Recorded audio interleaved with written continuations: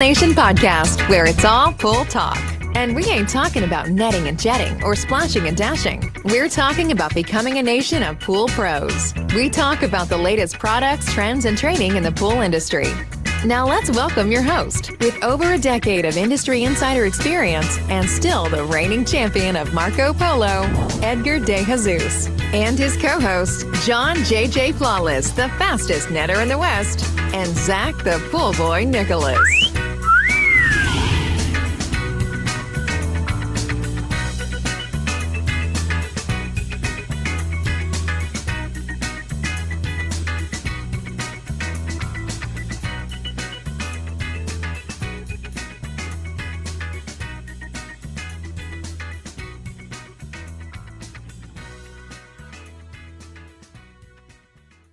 Welcome, everyone, to the Pool Nation Live podcast with myself, your host, Edgar de Jesus, along with John J.J. Flawless, the fastest netter in the West, and the famous Zach, the pool boy Nicholas.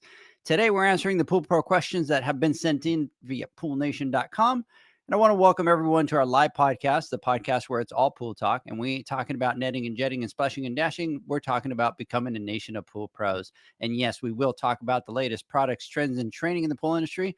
But before we get started today, I want to thank our sponsors for this podcast, the Ultimate Pool Tools, the SPPA, poolinvoice.com, Blu-ray XL, Aquastar Pool Products, and Pivot Pool Products. We want to thank them for their continued support.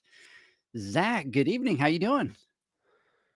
I'm doing well. I'm slightly confused. Are you no longer the reigning champion of Marco Polo? You know, before we started the podcast, John was joking around, and you should see the effort that it took me to keep everything straight because I wanted to start laughing halfway through every sentence that I was doing. And I was like, I was trying to get into my zone so I wouldn't screw up that intro. I think Jaden Look. threw you off. Oh, he You- killed it. I think you're questioning, are you really the He- reigning champion of Marco Polo, or is maybe That- Jaden the real title holder? That could be it. We might need to have him do that and try it out. But yeah, anyways, So- I'm doing good. Been crazy busy, and for me personally, like I only have two modes when it comes to work. I'm on or off, and if I'm off, I'm just kind of in cruise control, sailing along. I'm still getting things done, but just kind of cruising. But when I'm on, it's a whole different story. And lately, I've just been full throttle, pedal to the metal, starting to question my own sanity a little bit. Now, why are you talking about the sanity, man? You got this. I know, but sometimes I feel like a madman. Every once in a while. Yeah, every once in a while, just living in the chaos lately. Gotcha. Mr. Flawless, how you doing, man? Good evening. I'm doing well. And it's funny that, usually I try to clue in our listeners to our pre-podcast talks, kind of let them kind of know, but I don't think I can even, I don't know how I can make that one go. I don't think I So No. we're going to have to leave it open to the imagination. That is, it was definitely comical. And I don't good way to be able to say it on the airwaves. Maybe when we see each other in person out in the Then you can tell it then, right? It's just not over the airwaves. it's not over the airwaves.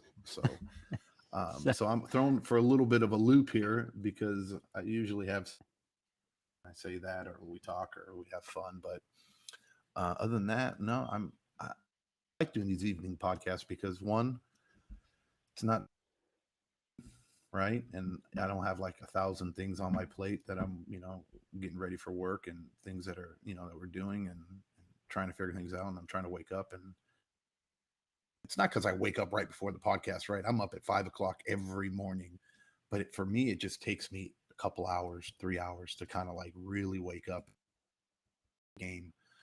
So but here I am, I'm ready to go, and we're talking about business questions that people have submitted. So I'm excited to talk about these and get back to we didn't get to on the last live and on the last podcast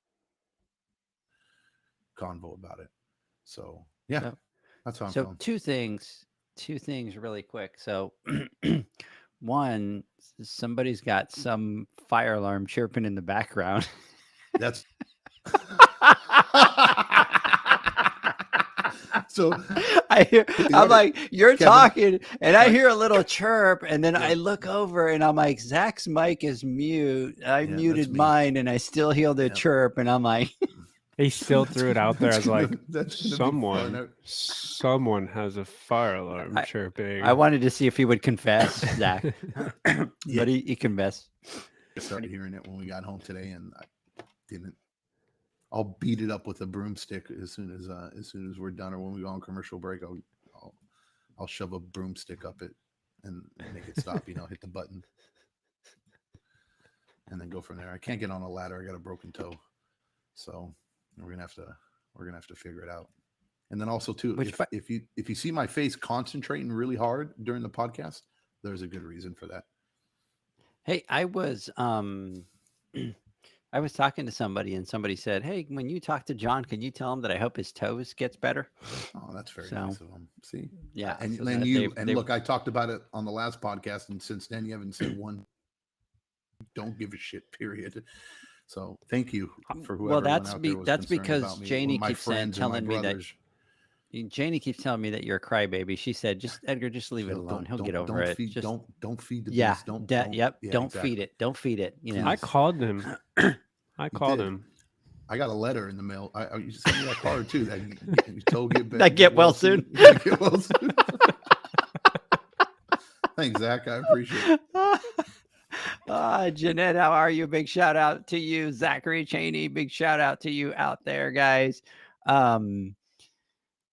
So the other thing is I enjoyed the evening podcast too, John. The funny thing is, as I get older, I realize that in the morning, I just want to have my coffee, and I need to have like just like an hour of quiet time. And it's like, let me have my coffee. Let me read my news. Let me do that. And then just everybody just leave me alone. And of course, I take the kids to school. So then all of a sudden, especially Jaden, he's like wired in the morning. He comes down. He's like, oh, like he goes to open my door. And a normal person would just kind of grab the door and go like that. He's like, bam, opens the door. Dad, good morning. And I'm just like, like Seinfeld, like Kramer, slide into your room. Absolutely. You probably bring up a good point. And I didn't realize that. And in the mornings, I do cherish mine too, 100%, because trust me, I am the only morning person in this family. There is not a. I can imagine that is a morning person, and I am the alarm clock for everybody. Because nobody will get up unless Dad tells them to get up, and so every morning it's the same shit. So I'll now, Mama likes your coffee, so I'll go in there at like in the morning with a cup of coffee to give to Mama, to wake her up, and then from there I'm there knocking on the doors and yelling at the kids and grabbing them and dragging them out of bed and and shooting them with water or whatever. No, I'm just kidding. I don't do that, but yeah, that's what I do every morning. But from 5 to like 7, I have just complete peace where I can do whatever I want. Catch up on emails, plan out the day, figure out what we're gonna get. You know what I mean? Just a bunch of shit that I do in the morning, I guess, and do my crypto that I usually do in banking and pay bills and all that. I do that all in the morning. Nice. Now, I'm pretty spoiled because Leanne wakes me up, but she brings me a cup of coffee every morning. See, so Mama, I get the nice my coffee. I get the nice treatment. So we have a deal though. She brings me coffee Monday through Friday, and then on the weekends I get up early and bring her tea in bed. So we kind of have that trip. Leslie brings me my coffee in the morning. Leslie brings you your coffee? Mm-hmm. What a sweetheart. And then do you bring her anything on the weekend? I'm sporadic. That's him watching the bus come towards him. I'm sporadic. I I can. You guys Hey, should see Todd, our big WhatsApp shout out right to you. now. Like, really, you should see her right now. Zach's sending messages to us. Really, you called me out right now, and you told really, you just did that right now live on the podcast.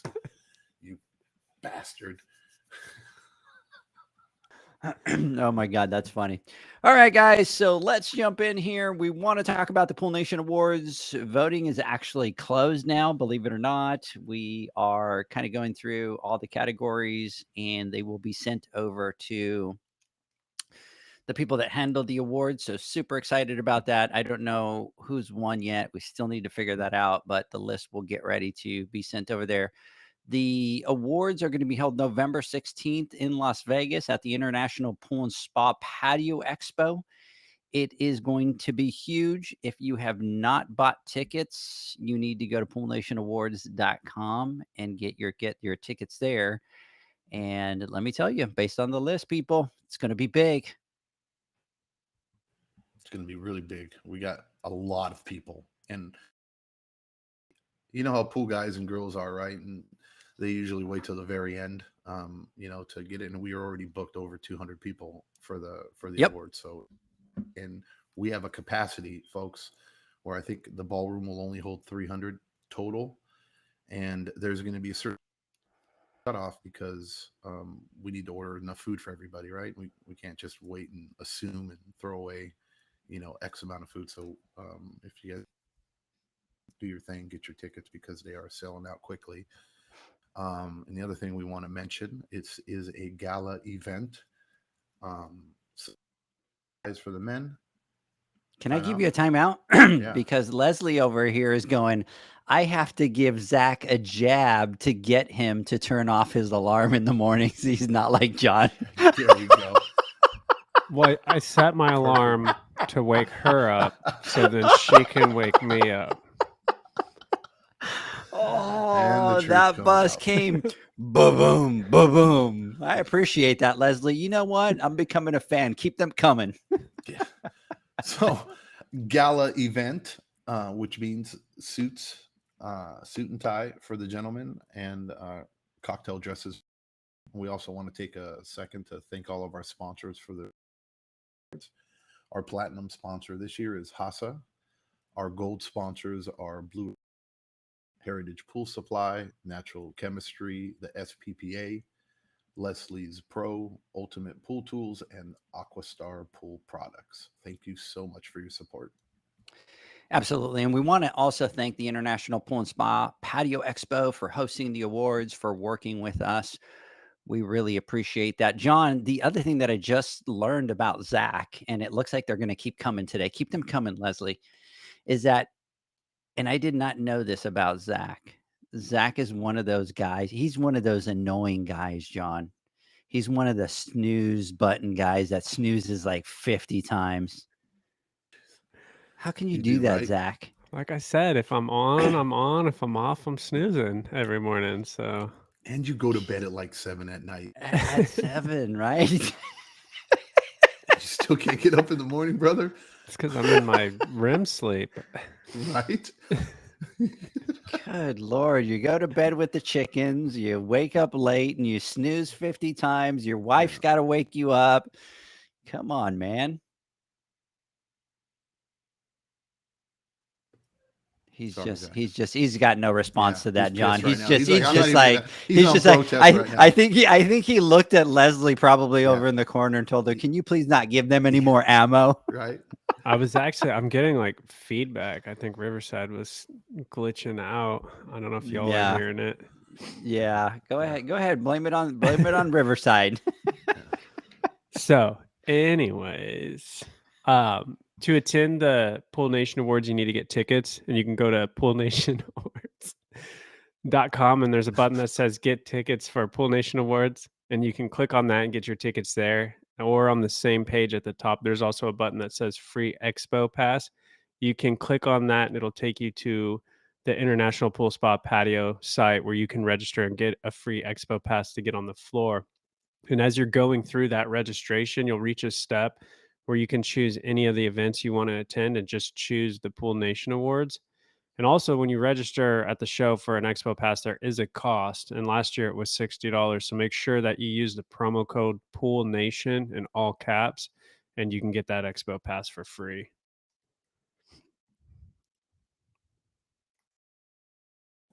Sorry, guys. I lost my mouse here on the computer as I was trying to unmute my computer over here. Janie is saying, "Hey, what's up, Corey? Big shout out to you, brother." Janie is saying, "Dress is secured, almost ready. Now she just needs shoes." So, are we going to go shoe shopping this weekend, John? Yeah, I think that's what we'll do. We'll go shoe. That's our plan.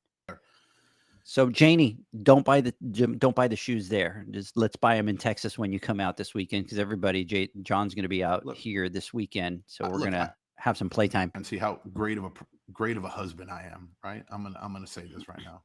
You are. You bring her coffee. You take her shopping for the dress. We have a busy. From now on, it's nonstop. Right? From now until the awards for me. Oh yeah, you guys are we got flying out. Right, to do the walkthrough for the new house. The next weekend again, we're flying back out. We're going to be there for like 4 days. We're doing the closing, and then one more weekend, and then after that, we're at the awards, and then the weekend following that, we're supposed to be moving out to parents.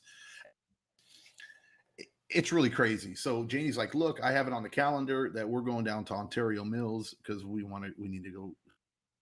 And I'm like, "We got plenty of time." And she's like, "No, we don't. Watch, look, da da da da da." I'm like, "Holy shit, right? We don't have time." So we went down to Ontario Mills on Saturday, broke foot and all, at Ontario Mills without a scooter for like 4.5 hours, so that we can go shopping for Mama. And I just want to throw that out there on a broken foot. I did that. You are an amazing husband. Wow. He's absolutely wonderful. Best husband ever. Yep. Janie, by the way, you've only had one husband, so you can't be saying best husband ever because you've only had one. So let's not throw that out there. Okay. Or maybe we don't know. It's my turn now, right? Perfect. Yeah. Oh, Lord. Hey, Leslie, have you been out shopping for your dress? Let us know if you've been shopping for your dress. We want to make sure that you're ready for the Pool Nation Awards out there. Yeah, she has, Zach? She has been, yes. She has been? I think she's ordered several, too, and trying a bunch of different stuff. Nice. I like that style. All right, guys, before we get started, I want to thank him with Ultimate Pull. He created a limited edition Pool Nation pull for us. We shared it on our Instagram Live. And if you have not checked it out, go check it out. They're right behind me right here in this picture. If you could see that, they are pretty darn cool. And by the way, Zach, John, I was talking to a pool pro from San Diego. He watched that Instagram Live and he knows where Ken lives. So the live was over and he drove down to Ken's house for a pull. Me? That's awesome. So he told him, no, you have to wait and you have to kind of, pre-register at pre-order it so that you can get it. But he was just ready to get the pull. So big shout out to Reyes out there in San Diego for doing that. So the limited edition pulls are available now to pre-order. You could go to ultimatepooltools.com and you can pre-order it there. There are only going to be 40 of them. So make sure you get out there and you do that. The other thing that I wanted to talk about is that we are going to be doing, from our podcast last week, we're going to be doing a competition on Tuesday, November 15th from 12 to 2 at our booth at the International Pool and Spa Show. And what we're going to do is we're going to have people come in and record the intro to the Pool Nation podcast. So we're going to have a full-blown podcast set up. We'll have mics, we'll have the mixer, we'll have everything. And then Luke from the Splash podcast from Australia is going to be at our booth from 12 to 2. He's going to be our special judge. So he's going to pick who the winner is. And one lucky winner is going to win one of those limited edition ultimate pulls. So here's what you need to do. All you need to do is show up from 12 to 2 on that Tuesday and then practice that intro, which we'll have a copy of it there. But go ahead and listen to the podcast, get that down. And what you can do is, I'm the champion of Marco Polo. Zach's the fastest net. Oh, John's the fastest netter in the West, and Zach is a famous pool boy. So the question will be, when you do the intro, what are you to be? How do you say 4 people? A 3 is a trio. So what's 4? A quattro? A foursome? Yes, a A quattro? weirdo. A quattro. I didn't want to say foursome because I know John would say something to me, so I kind of went with quattro, so he would say it. Quattro. So, anyways, you'll be able to go to the booth. You'll be able to record. We will pick a winner. Now, John, I need to ask you this because I got the post from Blu-ray about an early buy that they're doing, and I guess they have a new pro shop on their website. So now what the pool pros can do is the pool pros can go out there and they can register and create their account. Before they would just order and check out, but now it actually has an account where they can log in, they can see their past orders, and they can see their pricing and all that kind of stuff. And so did you see that, John? I actually got an email this morning from Blu-ray, and I think everybody else who's purchased any Blu-rays in the past have gotten the email. It was a mass email. A birdie came. It was like around 6 o'clock in the morning. A little birdie came to my seal and told me something. And I think, according to the birdie, they're going to release special pricing and I think it's going to be roughly about 46% below what wholesale pricing is, and this is for early buy. So allegedly, according to this birdie, some sources are saying something about, for like the black the black Blu-ray XL will be $34.99, and the blue one will be $29.99. And forgive me for misspeaking on that portion. That was perfect, wasn't it? Poor Chris. All I'm going to say is I hope that that's the pricing, because you threw out the allegedly, so yeah, you're okay, you're covered. I did say allegedly. I like your bird. Me too. Who knows, right? Yeah. Do you remember that? I don't think. See, kids these days, they don't. The little birdie. You know, my mom and my dad would always say, "The little birdie told me." Right? Yeah. I'm sure you guys, it was the same. Or no, Zach? Are you still? Are you too young? Have you ever heard the little birdie sing? Little birdie, yeah. Yeah, you've heard it. I'm old enough. Okay, all right. I'm dating my. Well, Zach is looking at you like so confused, like what birdie is he talking about? Right. Is that the same birdie that Leslie says that a birdie came and told me Right. that you didn't bring me coffee? Do you guys have the same bird friend? Right. What's going on? That little punk Oh, bird.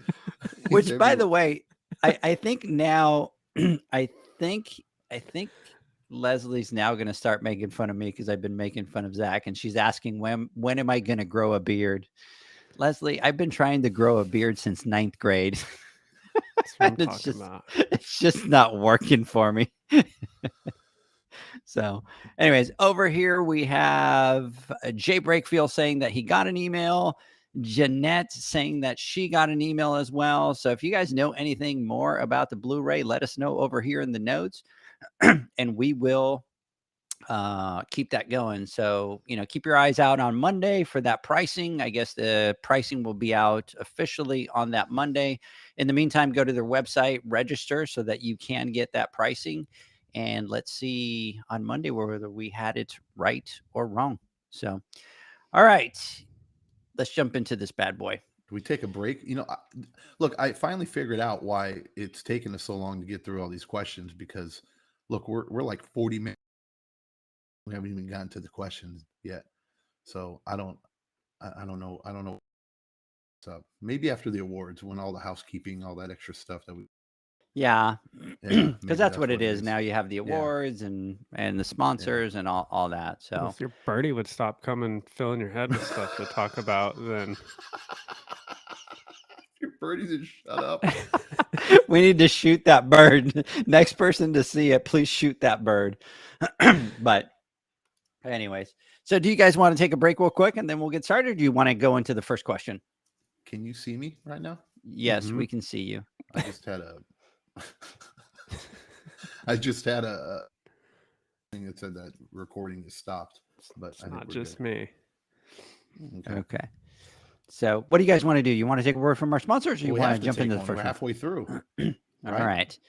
All right, guys. So let's do this. Let's take a word from our sponsors. When we come back, we're going to jump into that first question. The Hyper Pole from Ultimate Pool Tools is a pool care pole designed by pool professionals for pool professionals, featuring precision-crafted carbon fiber and stainless steel construction. Go to ultimatepooltools.com or Instagram at Ultimate Pool Tools. Pool pros have specific needs when it comes to general liability insurance. The SPPA program has you covered. With 3 tailored and customizable general liability options, SPPA makes it easy for pool pros to feel secure. Find out more and get covered at thesppa.com. Now available, Pool Invoice. Pool Invoice is a pool billing software created specifically for the pool service and repair industry. It's developed for our industry and only our industry. Pool Invoice is built with recurring billing in mind. You can print, email, text invoices, or even send via WhatsApp. You can add reoccurring or yearly charges, accept credits, and set up autopay. You can even see when customers have seen the invoice. It even has a customer portal where they can log in and see, print, and pay invoices. It has all your customers' information on one page, so you don't need to search through hundreds of invoices looking for the one you need. Just go to the customer profile and it's all at your fingertips. Created specifically for the pool industry, Pool Invoice. Now available at poolinvoice.com.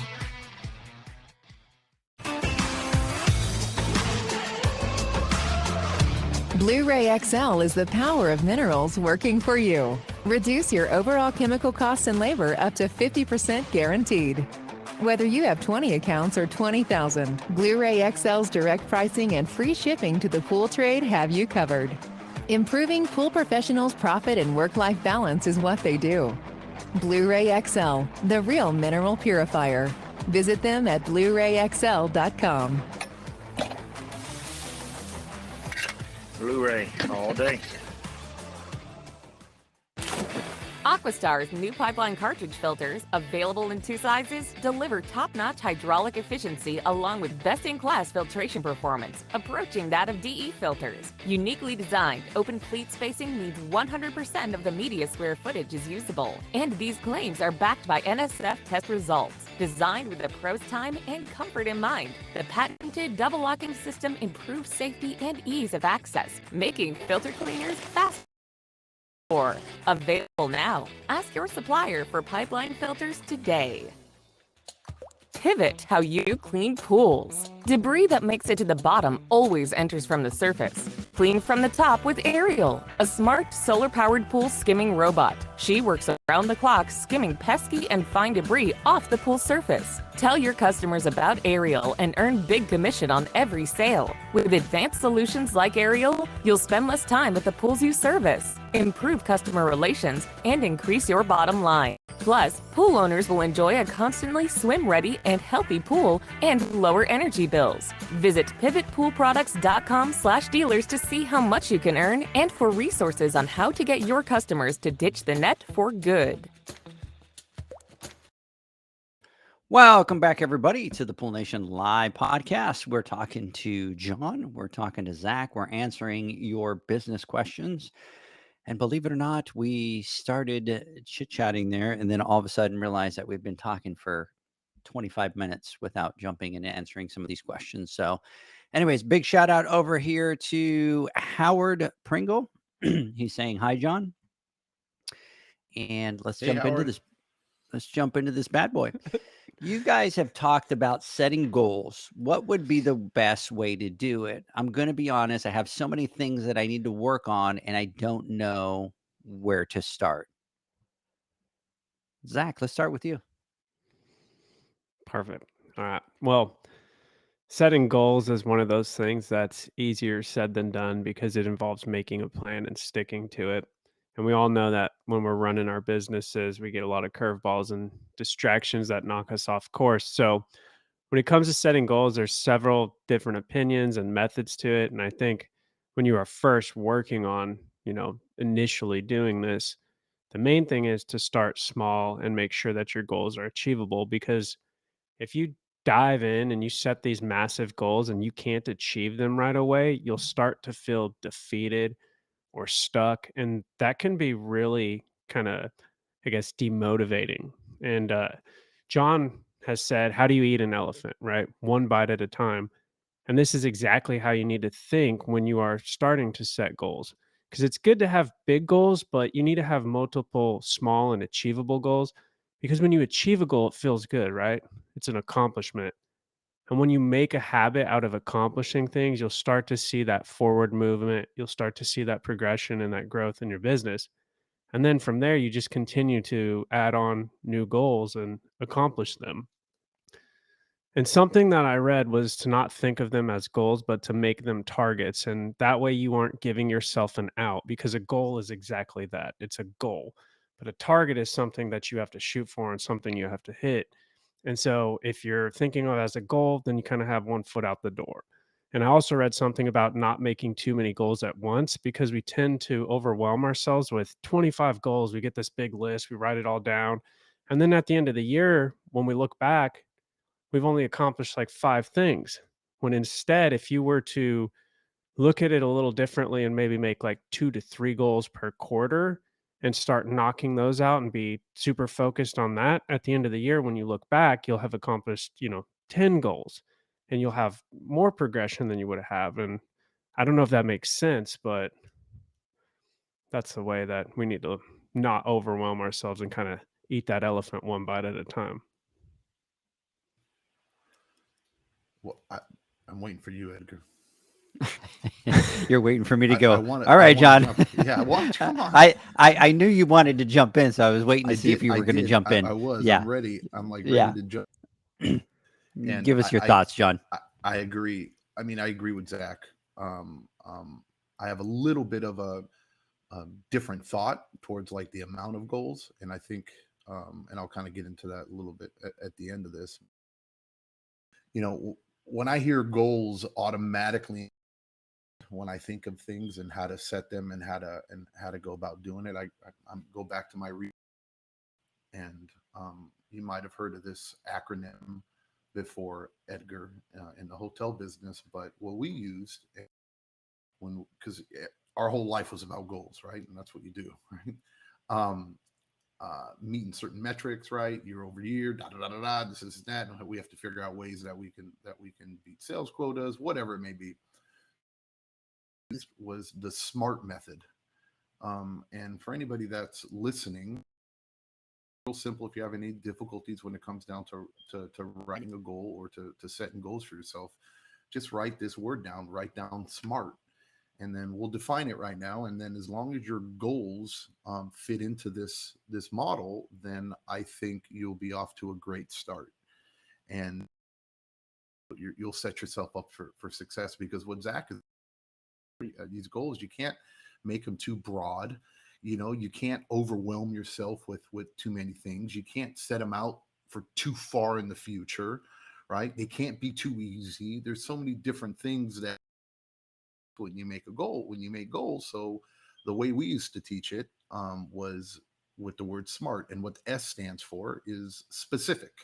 So creating a goal, you need to have a specific goal, right? That goal needs to be narrow, so that you can have effective planning around it, right? So not just like, oh, I just want to be rich by the end of next year.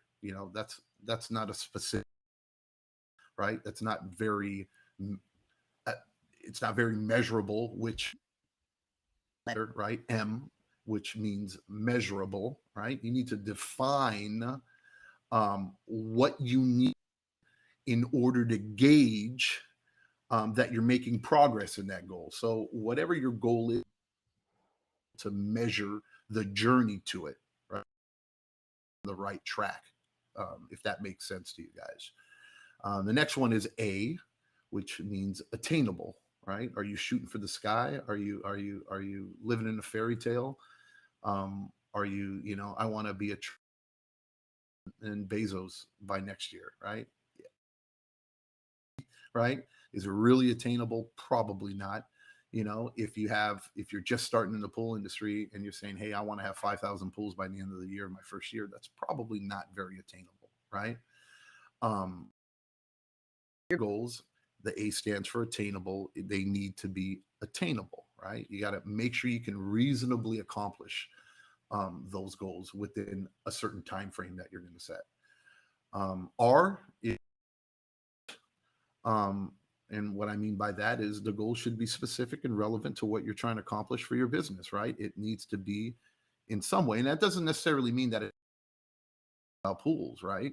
So there's a lot of things could be relevant. Like, I'm not a morning person. Let's say, if that's it, I'm not a morning person and I don't wake up early, and I need to get up earlier, because if I get up earlier, then I'm able to so many more pools a day or whatever, because the sun goes down at 5 o'clock and I leave at 10 o'clock in the morning. And if I would have just left at 7 o'clock in the morning, waking up early, goal, if that's what you're looking to do, right? So it just needs to be relevant in what you're trying to accomplish, and is business in a positive way in what you're trying to accomplish. And the last letter is T, time based, and this is very important. You need to set a realistic time frame for it, and it needs to also be ambitious, right? It can't be one, and it's I mean, it's a you have to walk this very carefully, because you can't make it 8 months to wake up on time, right? You're not really going to make it happen, if you give yourself that much time to do it. If you set a realistic and an aggressive or an ambitious goal, but not too ambitious to where you're going to set yourself up for failure, that's what's very important. So you have to thread that. So I'm going to go over it again, and I'm kind of. So a SMART goal is 1, specific; 2, measurable; 3, attainable; 4, relevant; and 5, time-based. I'm sorry, I'm reaching back into my brain to remember it. So if you guys sit, then whatever goal you set, you're going to find yourself in a much better position, because it's just human nature, right? We talk about it. You have to, and you have to have some goals. You just can't wake up and just, right? Or just own a business and run it. If you don't have an idea of where you're going and what you're doing, you're not going to make progress. And chances are you're probably going to take a couple steps back, vote on some things, and you're not moving your business forward. I in especially people that have been in the industry for a little bit of time, right? When you first get into it, you're gung-ho and you're ready to rock and roll, and you're ready to do this, ready to do that. I'm going to do this, I'm going to do this, I'm going to do this. But after you've kind of been established, it's easy to become complacent. You're being complacent, or you just become jaded and grumpy and whatever. And I think you should always continue to grow. You should always set goals. So when it comes down to the quantity that I was saying about Zach, that we kind of differ a little bit, is that, hey, I think you need to set a lot of different goals, because one, you need to, especially if the majority of your goals are kind of long term, like 2, 3, 4, 5, 6 months out. That's a lot of work that you have to do, because if you set them right, and it's going to take 6 months for you to finally see a progress, or for you to be able to check off that goal and say, I accomplished it, and do another one. As humans, we want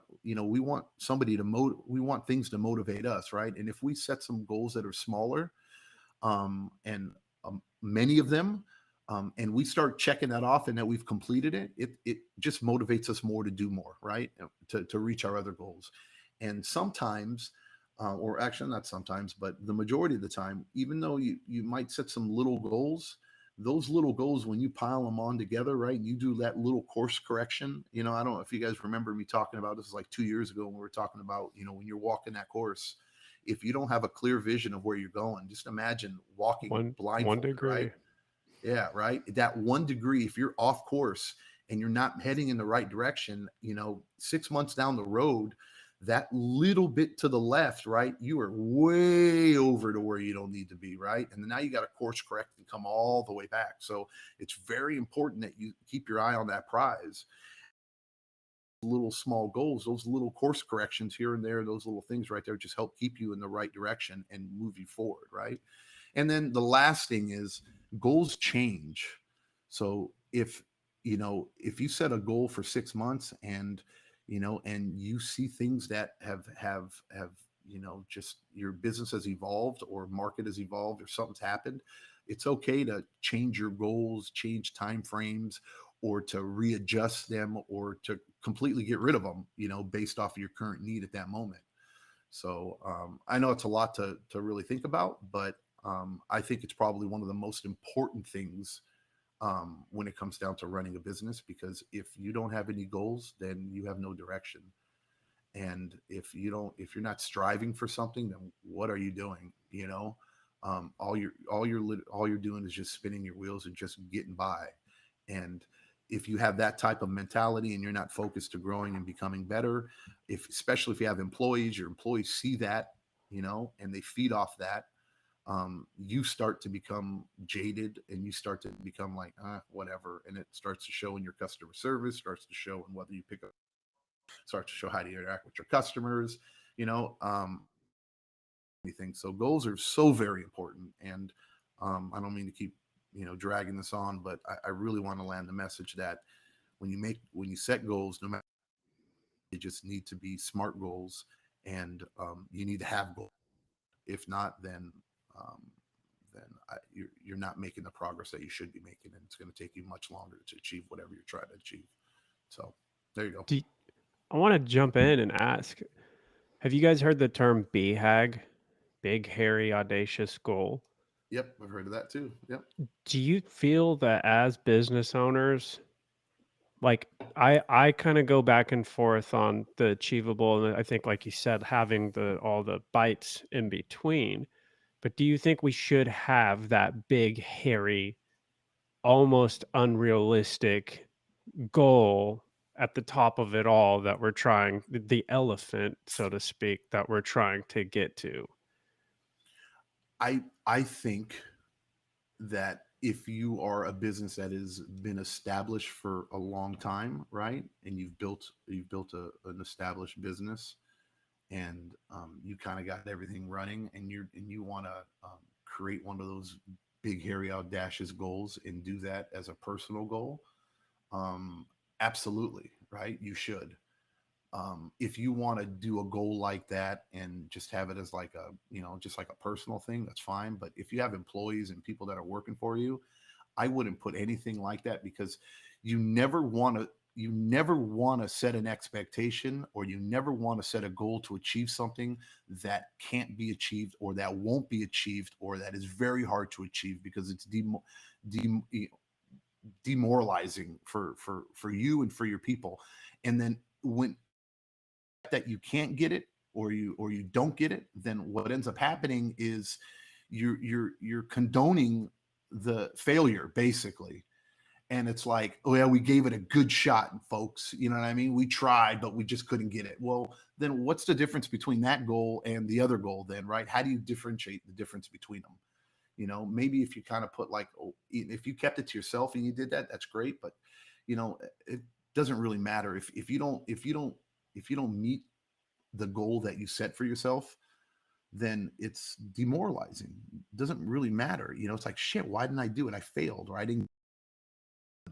And are you really going to put % maximum effort into something that you think is unrealistic? And are you really going to put all that effort into that type of goal when you have these obtainable goals that are smart, that you can achieve, that you can celebrate when you do achieve them? I don't know. That's just my mentality, and that's why I don't. We talked about that too in my past life, and I of that. I believe shoot for the stars. But at the same time, I guess I'm too much of a realist for that. I'm with you, and I've Yeah. heard it a lot, and a lot of different teachings suggest having that. But I've always kind of went back and forth, because then it's like, what's the line of realistic versus unrealistic? And then, like you said, if you're putting that out there for everyone else to know, and you're not going to achieve it, then that demotivating defeat comes into play. But I do like what you said about a personal, having that personally and then working towards it. Yeah, for sure. Again, and I want to stress that what's the most important goals is the attainable portion of it, right? If they're not attainable, then you're setting yourself up for failure, because like I said, you're going to let yourself down, and you're going to set the precedent that it's okay not to meet the goals that are required, or that are set forth for the company. And how, you can't play favors, right? You do one to the other. If it's okay to not meet this goal, okay, but Billy Bob, we didn't do this goal. I'm going to hold you accountable because we didn't reach this goal and you weren't doing what you needed to do. But it's okay that we didn't meet that one. No, how does that work, right? It becomes confusing. So, and it's hard to hold people accountable, and people don't take you seriously. So, that's my position on it. Yeah, for there's two things for businesses, and we'll kind of backtrack of them. But Zach, for us in hotels, we really didn't do a lot of long-term goals. And because when you have a long-term goal, a lot of things come up throughout the year in business that distract you and don't allow you to focus on achieving those goals. So what they used to do is they used to allow us, right? Because by nature you want to go, okay, I want to have some goals that are long-term goals. But a lot of times they're lost very quickly. So what they used to do in the hotels is they would attach those to a bonus, right? And so they did that on purpose because they knew it's a long-term goal. There's a big chance that it's not going to get done. So how do we put an extra incentive to make sure that these people throughout the year are still focusing on those goals? And we have to be realistic, man. You can have a goal and all of a sudden you get a guy that quits or a guy that breaks his leg, and then you're having to drop everything that you're doing to go do that, or somebody crashes a truck or whatever it is, right? I mean, we just came off of 2 years that was crazy in our industry that would have thrown any business upside down. So for us, a lot of it was we were allowed to set up to 3 long-term goals. Those long-term goals were attached to, our bonuses, right? So that there's incentive for you to go get those done. And then a lot of it was short-term goals. And a lot of it was, let's go set out 2 or 3 short-term goals. And as soon as we finish those short-term goals, we're going to come up with another couple short-term goals. But what we would do is we wouldn't move on to the other goals until one of two things happen. One, we achieve the goal, or like John was saying, the goal either changed or it's a goal that we really don't need to do. So therefore, let's just get rid of it and let's kind of have another goal in place. But if you think about it, to be successful in business, you require a couple of different things. You need to know your numbers, right? That's like up foremost, right? You got to be in business to make money. And two is you have to have a business that's going to continue to grow and improve. And the only way to do that is by having goals, right? And people will go and say, all right, well, let's put a business plan in place. Well, you can put a business plan in place, but in order to achieve the business plan, what is it that you need to do? You need to achieve the goals in order to complete the plan, right? So as a business person, the big suggestion is, sure, have a long-term goal, 2 long-term goals, right? But get used to creating those short-term goals where you can go fix things in your business. And as soon as you finish those, then you jump into the next goals. And then what's going to happen is at the end of the year, you're going to take a step back and you're going to look and you're going to go, wow, we really made a lot of progress this year because we stick to those goals.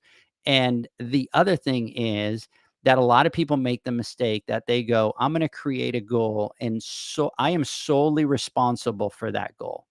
And that's not the way it works.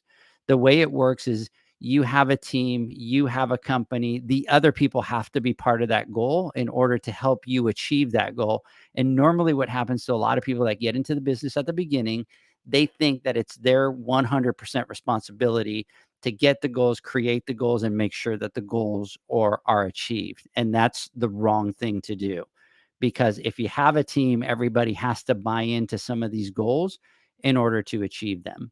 So, That being said, one of my favorite things from Mike Bluff, and Mike Bluff talked about it on the podcast, and recently he did a post on this, and I love it. And that is, he did a post, and I'm kind of paraphrasing here, but he said something about the fact that you have to have goals in order to succeed, right? You have to have goals in order to crush those goals in order to succeed. And then he goes, if I can do it, anybody can do it, right?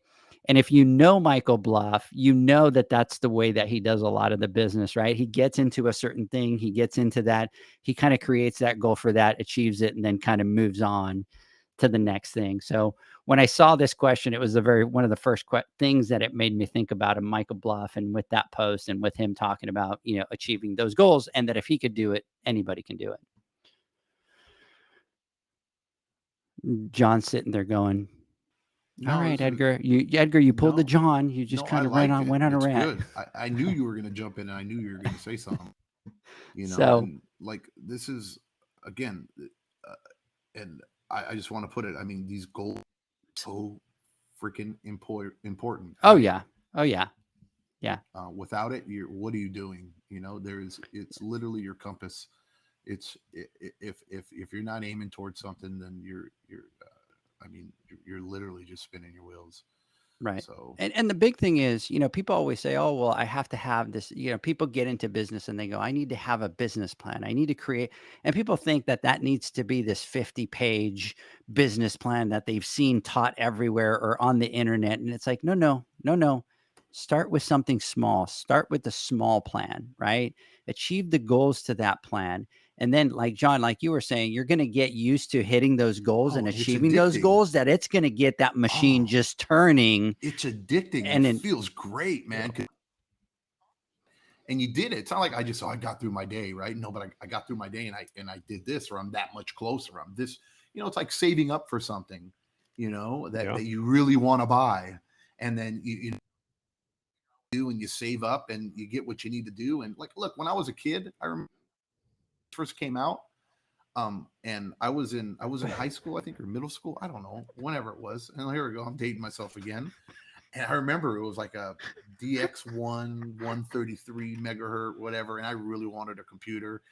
And for school, back then they were 486s, John. 486s. Okay. I convinced my parents to give me like $4 a day for lunch. And trust me, we were not rich by any means, but I convinced them to give me $4 a day for lunch. For a year and a half, I saved every dollar from my lunch, put it aside, and I can come up with, and I think at the time I had like $1,200 or something like that. And the computer I wanted was like $1,600 or $1,800 at the time. And I brought it to my dad and my mom, and I was like, this is what I got. And they said, we'll put in the rest to get you that computer. But man, I felt like I had a goal, right? And I just said, okay, I need to come up with $1,600. Okay, great. What do I need? No, man, every day was, okay, dude, I'm going to starve. Like, when you came home, I would eat like a monster. I was so hungry.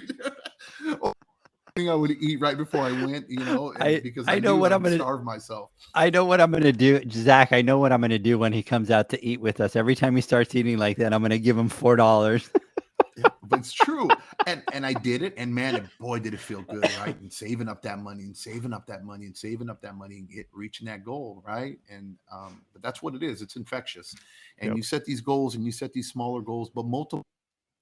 When you feel good, you knock that off, and then you're off to the next one. You knock that off to the next one. You knock that off, Right. And then especially if all those goals kind of align with each other, when you usually, if you're doing the goals correctly, then accomplish one goal, it's putting you further ahead in progress for the next goal, right? And then when you finish that one, you're even closer to getting to that one, and to that one, and that one, and then it's great. And then it's infectious. It's really infectious. That's a good way to put it. Over here, I have Corey Wax saying, personally, I aim high in regards with goals with the expectation of not hitting the mark, but fully willing to unpack and learn where I came up short and how I came up short. I tried to have and keep the perspective of failure is really a learning lesson. and which each lesson comes an opportunity. Agree. Absolutely. Great point. All right, ladies and gentlemen, let's jump into the next question. I am looking to hire my first employee. How can I make sure that I am attracting the right person or the right candidate? Zach, I'm going to let you jump into this one first. Okay. So I think one of the first things that you need to do is look at the environment you're bringing them into. And this was first kind of pointed out to me. I believe it was Leanne when we had her on the podcast the first time. She talked about that. And it's stuck with me since. And so, what I try to do, and I think everyone should do, is put themselves in the shoes of a potential candidate and take a look at your environment from their perspective. And I'm not necessarily saying like a building or shop or whatever, just look at the environment you're bringing them into and how they would perceive that. And is it clean? Is it professional? Does it give them the impression that they have room to grow and that this could be a long-term opportunity for them? Because the reality is people want to grow and they want to better themselves and they want to better their financial situation. And if the first impression they get is that there is nowhere for them to go or nowhere for them to advance to, they will most likely look for somewhere else. And I think this is a big thing for retention too, because on the flip side, they may actually take the job and sign up with you, but they may start immediately kind of looking for that next better opportunity for them. And once they find it, they may jump ship and move on. And I also think this could work in kind of deterring the wrong candidate. And this would probably be more for if you have a location, you're doing interviews kind of further along in that journey. But if you build an environment that is in line with your culture, something professional, something positive, and somehow highlights the values that you believe in, I think that someone that may be the wrong candidate that comes into that environment and they see that and they feel that, they may kind of pass on the job of their own, choosing because they probably feel like they're not going to fit into that environment and it may save you some headaches. And I don't know if there's anything actually to that, but I feel like there could be. And I want to go into the job ad. Job ad's a super important tool for attracting the right candidates because that's what the question's about, is attracting the right candidate. And I recommend that anyone that's getting to that point of hiring and putting out an ad and trying to find that right candidate, go online, do some research, go to Indeed. I do this all the time. Look at different job ads from different companies. It doesn't have to be the pool industry, and see what people are writing. And you will find periodically some very creative job ads. And that's what you want to work on, is how to speak to that potential candidate and how to bring them through your doors. And the last piece of advice that I'll kind of offer on this is try to think about the characteristics and the traits of the person you're wanting to hire. And I'd be willing to bet that a lot of people, they say, how do I attract the right candidate? But do you really know what the right candidate is? Do you really know what it is that you're looking for? And we tend to get hung up on the things we know and we start looking for someone that has, water chemistry experience or mechanical experience, which is helpful to the position. But I think that we should be looking at things like, do they have what it takes to work outside in the elements? And are they able to professionally communicate with customers? Or do they have critical thinking and problem solving skills? Are they friendly? Are they polite? Whatever. Do they have a history of being dedicated to a job? Because I have tons of people, and I'm sure y'all have sat across the table from people and they have that pool experience, but they're definitely not the ideal candidate for what we're looking for, anyways. So I think the first step is to really put some thought into the phrase the right candidate and what that means to you and your business. And then do some research on this topic. I Google search, start reading about it. And especially today, because today's labor market is changed significantly in the last 2 years. It is a whole different ball game on the mindsets of the people that are looking for jobs, and you have to be able to communicate to those people. And it can be very frustrating and it can take a lot of work and a lot of thought on your part, but put in that work and don't just hire the first person that sits down and they know how to brush a pool and they know how to net out leaves, and they've done it for a year, because like John said, you can pay the neighbor kid $10 an hour to do all that. You want to look at the characteristics and the traits of that person that you're looking for. Wow. John, That was um, run right there. Grand slam. Zach, that was Uh, perfect. Thank my you. marker was click, click, click, click, click. My new marker feature. I mean, you ditto. Look, you literally hit just about every single portion of it, and I got to take some tips on you, because you were able to do it in less than 5 minutes, or it would probably taken me 15 minutes to get that point across. No, you nailed it, brother. 100%. Look, and you have to look at what is being asked in this question, right? Because we can venture off and get into the weeds about 1,000 different things, but when you're talking about, if you're looking for an employee, how can you make sure that you are attracting the right? I would say you can't make sure that you're doing any of those, but you can things in place, and everything that Zach said, right? Set yourself up for success, right? Instead of failure. The truth is that unless you hit the lotto, you're going to run through employees. You're going to run, and how bad your turnover is gonna. There's some things that you can do to help. You're going to have turnover. There's things that you can do to lower that turnover percentage, or that level. Goes into just how you present yourself, because like with the Indeed ads, or how you're going about looking for your employee, right? You want environment, or that people want to work for, right? That's you the want key. to be You a got to boss that create the people want to environment. work for. You want to create an environment that people want to work in. People are a product of their environment, and if you're chaos, then that's what you're gonna get, and that's the type of behavior that you're gonna say is okay here, in my company, right? If you're structured, and you have your stuff together, and you got stuff dialed in, and you hold people accountable, and you have goals, and you have expectations, you do stuff like that, like Zach was talking about, you are not only going to attract great employees, or employees that are more like what you want, but you're also going to demotivate others that are looking for an easy gig, and say, hey, look, this isn't the place for me, because I know I'm going to be fired, right? Or it's not going to work out, because I don't want to be controlled, or I don't want to be managed, or but this is a very, very important question, right? And this makes or breaks a lot of companies. I'll put if you look at it in the perspective as a business owner, and you're looking to hire your first employee, right?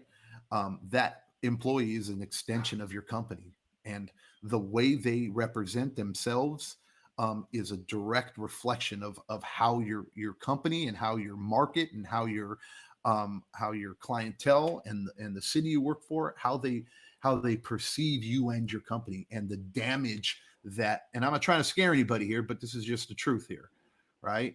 The damage that they can do can be irreparable. Talk about I've said this before, right? A reputation takes years to create, right? But one day to screw up. And if you're just hiring somebody just to hire them, right, because they breathe on a mirror, and you're in trouble, and they're fogging it up. You need it. Yeah, you need the labor. Yeah. No, because trust me, it's better to cut the 10 pools that you can't do, or the 15, 20 pools that you can't do because you're overwhelmed, than just to put somebody in there to screw it up, because trust me, And mess up that reputation. Yep. It's just super important. Listen to exactly. It nailed it 100% on the head. Just be very. This is a pivotal point in any business, and whoever asked that question, that you're looking to hire a new employee, or for your first employee, very big step. And once you get through it, and I hope you do, it'll become a lot easier after that. I promise. That first employee is always a tough. Yeah, and you could do all of those things. You could do them all exactly right. You could have the best job ad. You could have the best environment, and you're going to get people that will get through. They will fall through the cracks, and they will get in there. And it's on us as business owners to realize that, and then quickly cut ties and move on. And, you know, we've all had bad hires, and I can't say that my first few were, you know, the best, but at some point you do have to take that leap, and it's not intended to put you in the mindset of over preparation to the point where you just lock up and you don't ever take that jump, because at some point you got to do it, but you just have to put those things in place, like John said, to minimize and to lessen that and make it easier for you. And then if you get someone through the door and they're not a good fit, then they're not a good fit, and it's time to move on and learn from that Don't failure, as Corey was compromise. saying. Yeah. Yeah, don't to your guns, right? There's non-negotiables and there's things that you're looking for. Do not compromise. And you can't win them all. It No. just, and it doesn't matter how experienced you are at it, okay, and how good you think you are, and how many people you think you've hired. You will have people that will interview well. You thought that they were great candidates. You're thinking that this person is a great person. Zach, you hear me talk to you about this all the time, and you know people go, "Oh my God, I just hired this person, and they're so freaking awesome, and I love them, and I think they're it." And I go, "Talk to me in 90 days." Dude, it's And so funny. no, but I think this person, talk to me in 90 days. I go, because I tell you all the time, people don't show them true selves as an employee until at least 90 days have gone in. And I'm telling you this by experience. I hired a lot of people that I thought were going to be the next greatest thing. And 30 days into it, they turn out to be a nightmare, right? They turn out to be the worst hire that I probably could have done. And then I'd sit there and beat myself and be like, how did I not see through this? How did I end up with a star employee for 30 days and a nightmare employee from 30 to 60 days, right? So, you know, you are going to be in situations where you unfortunately hire the wrong person. There's nothing wrong with that. And, you know, my wife hires people all the time. They're not all winners. So, you know, you just have to do that. I am going to share a number with you here in a minute, Zach, about that I was talking to Leanne about last night. But Jason over here, exactly. Character is a determining factor. Change the environment equals change the behavior. And that's true. That's huge. You change the environment, you change the behavior. And Mr. Joel with Hakulea Pools. What's up, brother? Big shout out to you out there. I want to jump So, in and tell you yeah. that after having those conversations and going through that, that is one of the best things or tools or things that I've learned, is that 90 days and having that patience to just kind of sit back. I don't treat anyone any differently, but mentally I am more reserved on making assumptions on this is going to be the, you know, the next 10-year employee. And it gives you a clearer mindset, because you can start to, I don't know how to say it, but you start to look at things and recognize things that you normally wouldn't see if you're hung up in the, like, this is it, this is going well. And then all of a sudden at 100 days, you're kind of like blindsided and like, what's going on? So I think it's very important, because we get in the rush, like John said, if they can breathe and there's breath on the mirror, they're good to go. And we tend to overlook a lot of the red flags that are actually just right in our face. Look, you made a great point. We keep going on this. So here we go. 2 questions in, right? And we're stuck. And I think this is all it's going to be. But this is a great question. And I think we need to dig down a little bit deeper here. I'm not going to say his name, but, you know, just like what you said, Edgar and Zac, and, you know, your guys' situation, where he just got on, where he was going to hire new employees again. And he wants to bring employees on for his company. And he's been through, he hired one. And I remember it was going to be the greatest. And it was all good and all good. And oh my God, he's just going to be so perfect and all that. And I'm like, dude, I go, ease up on the expectations, right? And then it didn't work out, right? And the second employee came in. Oh, this guy was even better than the first guy, right? And service manager, and he's going to, oh my God, I can see he's going to run the company. And I'm like, hold on, right? You know, you gotta set expectations, and you got to be realistic on what you're expecting from them, right? Because you have no idea this into a new hire. And what you were saying, Zach, and it's true, is like, look, I mean, again, I always like to default back to human nature, because I'm huge. I think that everything we do, and it doesn't matter what industry you're in, when you deal with people, you're dealing with humans, right? And the human psyche and understanding humans and how they think and what they do consciously and subconsciously, right, is very important. And if you don't get a good, not that anybody's ever perfect at it, but that's my love, is understanding the brain and understanding people. Because when you have a better understanding of people, trust me, things go well, right? And you see things a lot clearer in life, right? And you don't set yourself up for failure, right? And you are realistic with things, and it helps you business wise, with your clients, with your family, with your kids. So again, when it comes down to the human psyche and the way the human wires, the brain is wired, is it's just like, imagine like you're on a motor. Here's an analogy, right? When you're on a motorcycle and they say you look where you want to go, right? And that's where your brain is going, and that's where the motorcycle is going to go, right? You tend to go that you wherever you're looking when you're walking, you're going to tend to go that way. So if you're constantly thinking, or you're constantly, this guy's the greatest, or this girl's the greatest in the world, you start to overlook the obvious things, right? And the bad ones, or you try to make excuses. And okay, no, because he's going to be the greatest thing ever, right? And then you start to settle, right? And then you start to condone this type of behavior, right? That is just not healthy.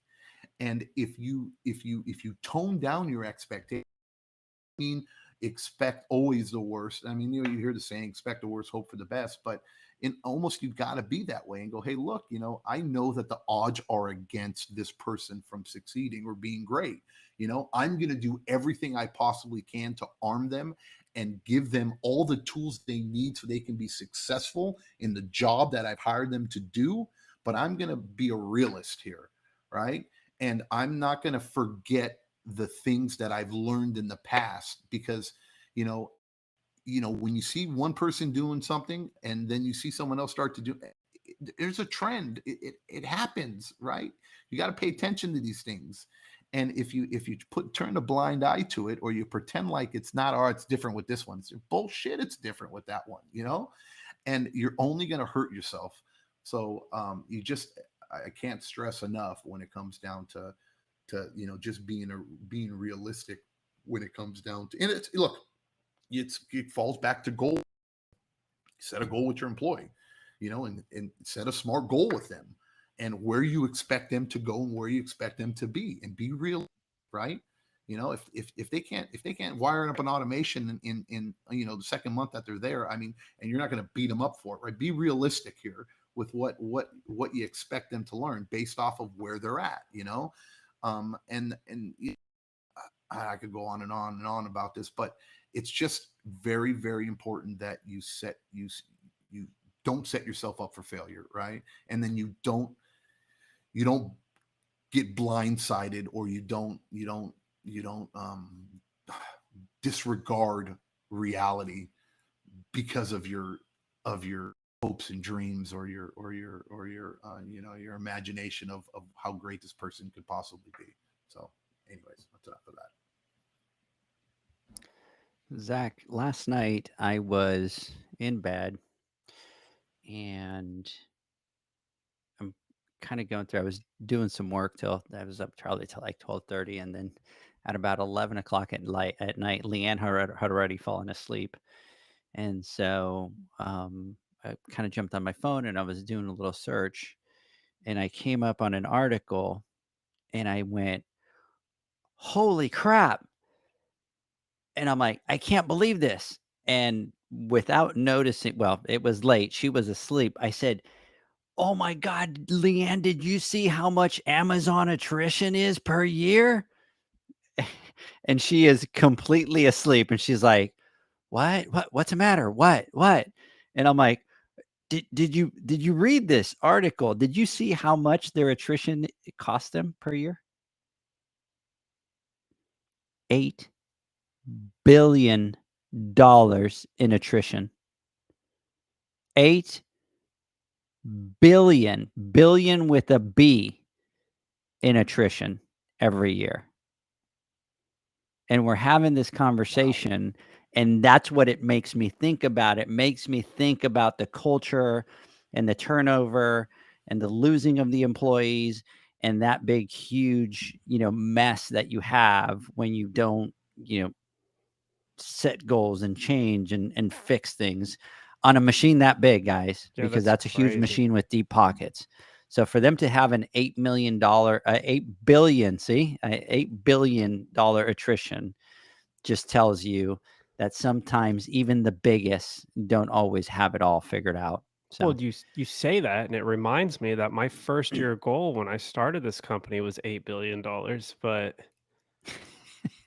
here I am, and what happened? Remember, smart goals. and Smart we're goals. talking about Amazon's 8 billion attrition, right? Their attrition is 8 billion when But you it wanted to just make 8 billion. goes to show you, like, I don't want to call it a facade, but they're good at attracting Oh, people, and they're good at making it look. I mean, I don't know how many people that's the better opportunity for them. Then by all means go, and we'll talk in a year.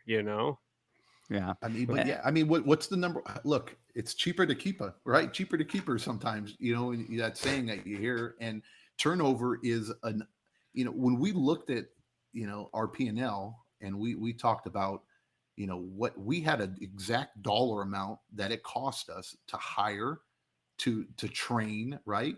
To outfit a new employee and what it took to put them to put them through it. And, that you bring on the correct people and you have an environment that they want to stay working for.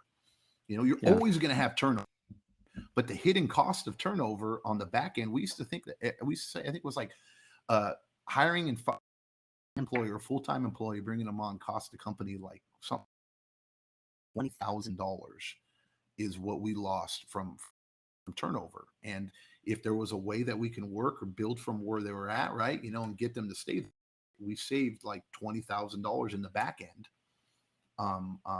from losing them. And those are unheard of costs that were people that really don't pay attention to. And there's really not a number on your P&L that talks about that. On a big company like Amazon, I mean, I could see it, right? I mean, you see stuff in the news too, especially, right? When, look, something has to give when you're that big. And they need to strive to be the lowest price leader, right? And they want to be the biggest, right? And they rush God, they're not apparently letting employees go to the restroom. They're cutting these things down, doing stuff like that. I can see where people get a little upset, don't want to work there anymore, and maybe they're a little bit higher than some. But they don't think for once for it, right? And they don't have that priced into they do. That's but crazy though. Number though, right? That's crazy. It's $8 absolutely crazy number. $8 billion. That's insane. It's nuts. That's insane. That's nuts. Right? So, and that's just a tiny. Yeah, I know. That's a sliver of it, right? Yeah. What did they make? Like $33 billion in profit or some crazy thing like that? Yeah. All right, guys, let's do this. Let's take a quick word from our sponsors. When we come back, Zach, John, I want to get your final thoughts. The Hyper Pole from Ultimate Pool Tools is a pool care pole designed by pool professionals for pool professionals, featuring precision-crafted carbon fiber and stainless steel construction. Go to ultimatepooltools.com or Instagram at Ultimate Pool Tools. Pool pros have specific needs when it comes to general liability insurance. The SPPA program has you covered. With 3 tailored and customizable general liability options, SPPA makes it easy for pool pros to feel secure. Find out more and get covered at thesppa.com. Now available, Pool Invoice. Pool Invoice is a pool billing software created specifically for the pool service and repair industry. It's developed for our industry and only our industry. Pool Invoice is built with recurring billing in mind. You can print, email, text invoices, or even send via WhatsApp. You can add recurring or yearly charges, accept credits, and set up autopay. You can even see when customers have seen the invoice. It even has a customer portal where they can log in and see, print, and pay invoices. It has all your customers' information on one page, so you don't need to search through hundreds of invoices looking for the one you need. Just go to the customer profile and it's all at your fingertips. Created specifically for the pool industry, Pool Invoice. Now available at poolinvoice.com.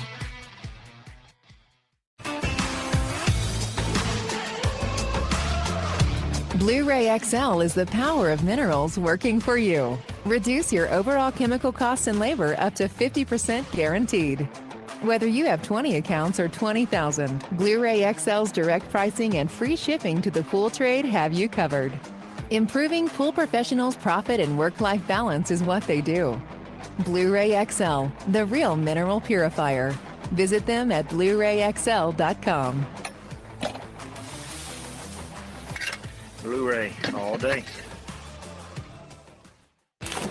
Aquastar's new pipeline cartridge filters, available in 2 sizes, deliver top-notch hydraulic efficiency along with best-in-class filtration performance, approaching that of DE filters. Uniquely designed, open pleat spacing means 100% of the media square footage is usable. And these claims are backed by NSF test results. Designed with the pro's time and comfort in mind, the patented double locking system improves safety and ease of access, making filter cleaners faster than ever before. Available now. Ask your supplier for pipeline filters today. Pivot how you clean pools. Debris that makes it to the bottom always enters from the surface. Clean from the top with Ariel, a smart solar-powered pool skimming robot. She works around the clock skimming pesky and fine debris off the pool surface. Tell your customers about Ariel and earn big commission on every sale. With advanced solutions like Ariel, you'll spend less time at the pools you service, improve customer relations, and increase your bottom line. Plus, pool owners will enjoy a constantly swim-ready and healthy pool and lower energy bills. Visit pivotpoolproducts.com/dealers to see how much you can earn and for resources on how to get your customers to ditch the net for good. Welcome back, everybody, to the Pool Nation Live podcast. If you have been watching me, I'm sorry. We were having a behind-the-scenes conversation making fun of poor John, me and Zach, and we're both crying over here.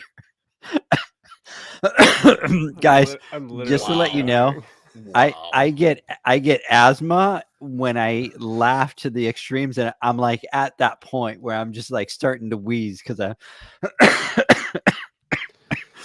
oh my god. So John, you know what? We love you, brother. That was awesome. That what you sent me. That was unbelievable, dude. I got me dying. I think we're all tired. Yep. Anyways, gentlemen, let's get some final thoughts. Zach, let's start with you.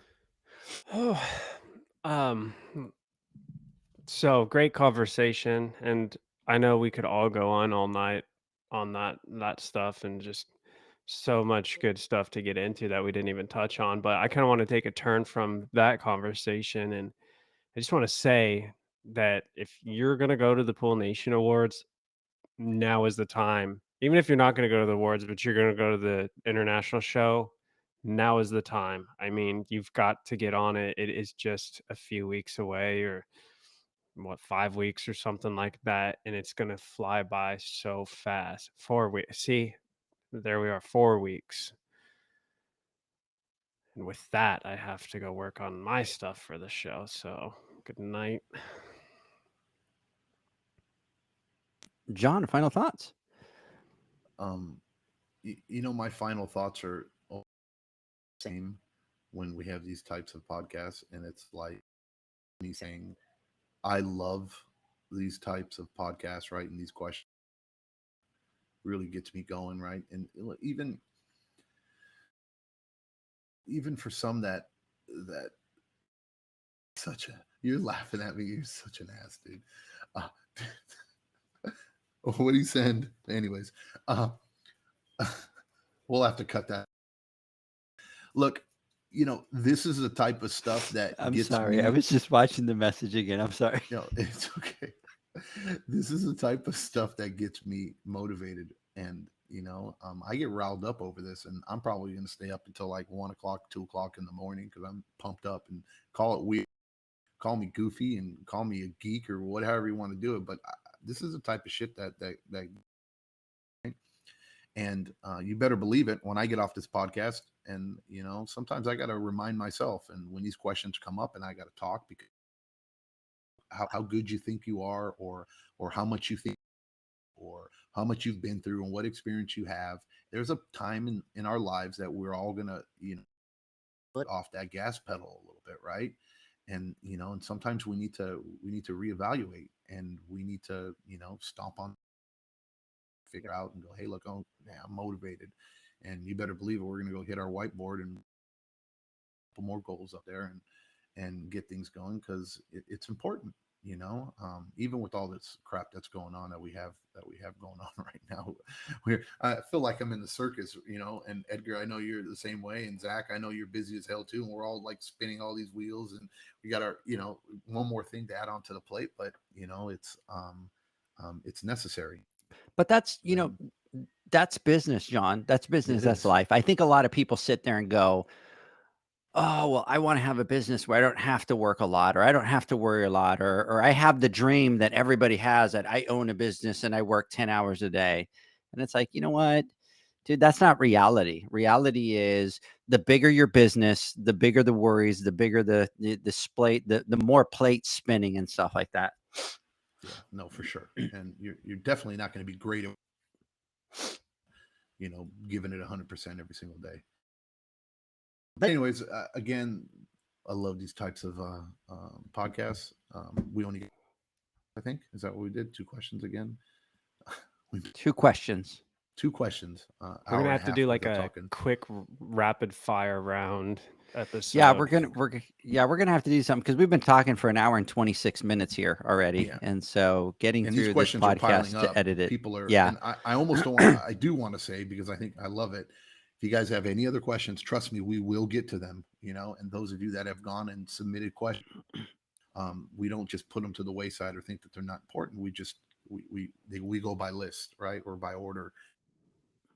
Times that list kind of builds up a little bit, especially when you got these 3 knuckleheads jibber jabbing for an hour and a half over two questions. But we don't want to do it any injustice. We think it's very important, and getting the perspective from 3 different people. That, I don't know, I just lost sound. Do you guys hear me? I can't hear you. But anyways, getting the perspective from 3 different people that have gone through 3 different journeys, all trying to head to the same place,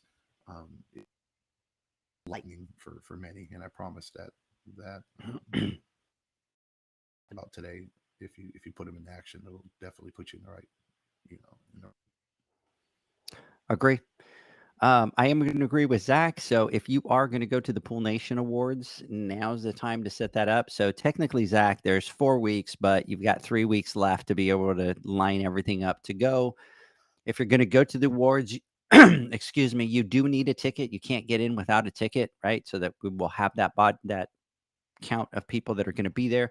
So go to the Pool Nation Awards, get your tickets to be able to go, because at some point before the show, we will cut off the tickets, because we'll need to know how many people are going. Those that didn't show up, and I mean, think about it. We have like 200 people already. That 200 people is a lot of people, right? Yeah, we have 200. Yep. That's crazy. Think about that. And we know there's going to be a rush of people coming towards the end, but there's going to be a cutoff where we're just not going to be people to show, because we want everybody to have a chance to be there. Yeah. Trust me, it'll be worth it. And it's all about the pool professional, and that's why we pool pros and the pool girls and pool boys out there, or how Edgar, it's going to be amazing. The pool boys and pool girls. It's going to be amazing. The people there that are going to be there, so it'll be awesome. Yep. Anyways, gentlemen, I hope that you guys have a good night. We will catch you maybe on Wednesday, right, John? Because we might not have a podcast, an Instagram Live, based on what time I get into Las Vegas, because I'll be going tomorrow to Las Vegas to go check out the venue and work on some stuff. So we will keep you updated. We'll post on Instagram and let you know whether we will be there or not. So anyways, guys, thank you so much. Have a great night, and we'll talk soon. Bye, guys. See ya.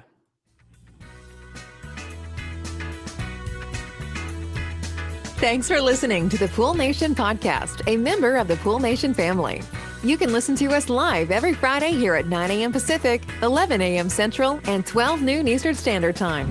You can find us at Pool Nation or poolnationpodcast.com, on Facebook, or on Instagram at pool.nation. And to find more info about Pool Invoice, the billing software built specifically for the pool industry, go to poolinvoice.com.